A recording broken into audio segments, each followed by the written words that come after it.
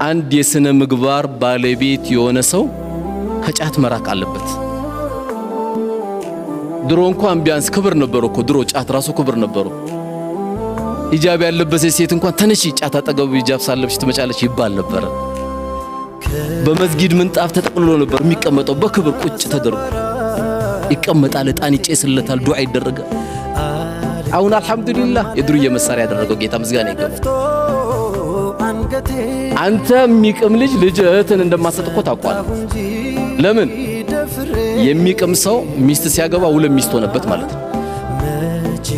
እንደው ሚስት በ200 ብር ቆንጆ ምግብ ታቀርባለች።